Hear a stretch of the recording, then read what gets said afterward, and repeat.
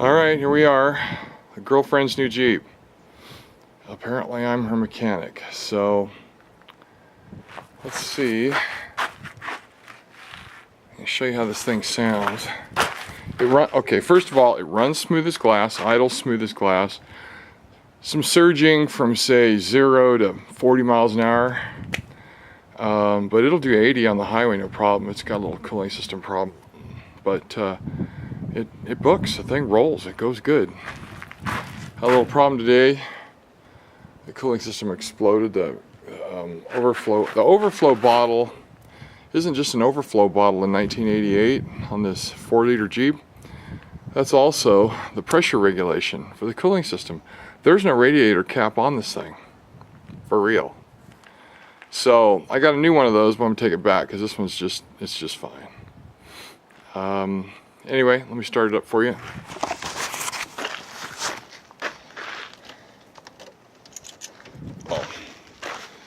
Yeah, the previous owner had to jerry-rig it because once a long time ago this vehicle was stolen, and so the ignition key was missing and all that.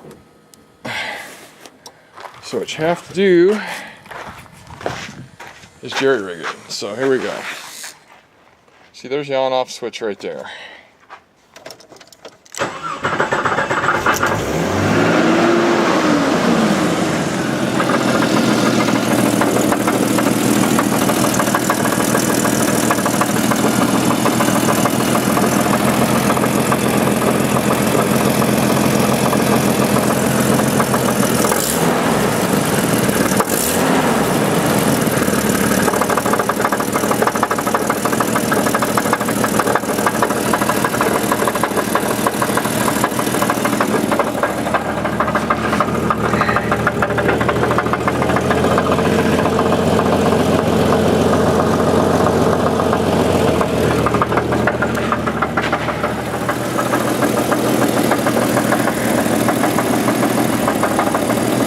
My guess is it's not a rod knock because rod knocks knock all the time. As soon as you add a little speed to this and go down the road, the sound goes completely away.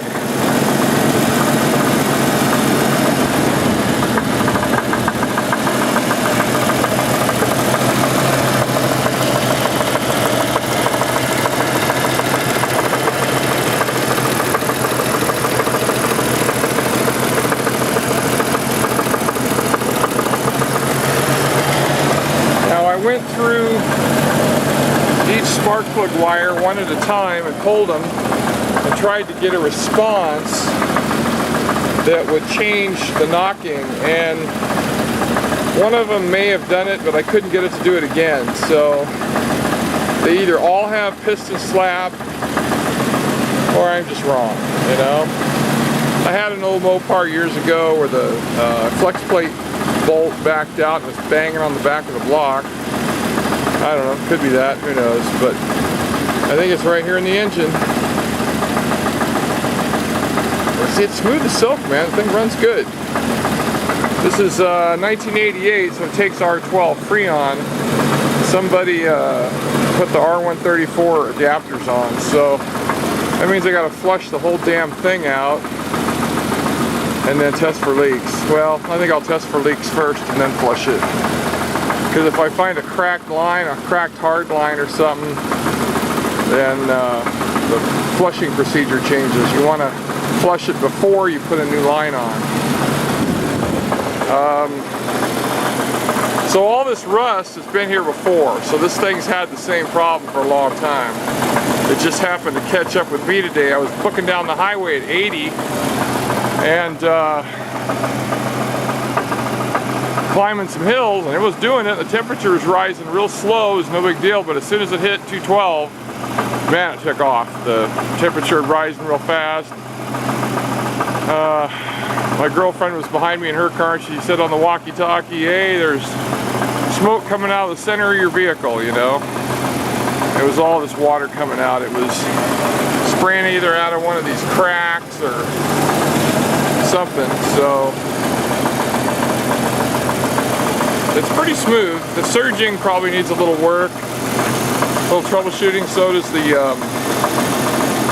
air conditioning. Now the red wires, you see them? That's the jerry-rig starting system. So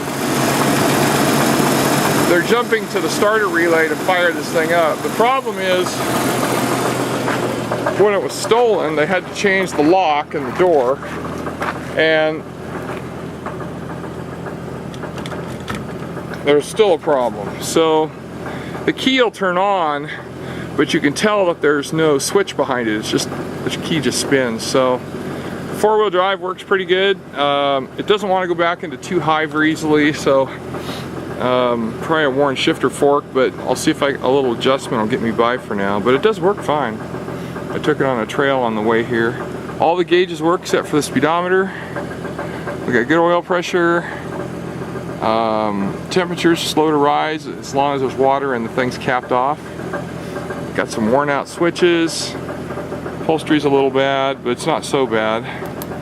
Got a stereo. I got one speaker working. So yeah, it's old and beat up. Not very much money was spent getting it. So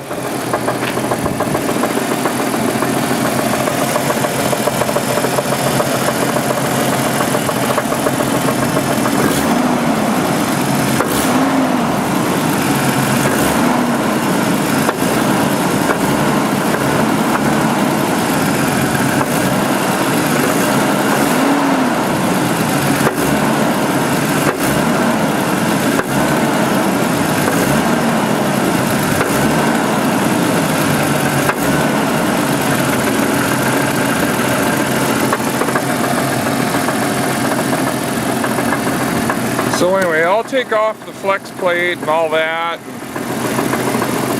and, you know, check for loose flex plate bolts and stuff, but it's not a rod knock. I've had too many. Anyway, it's it for now. See ya.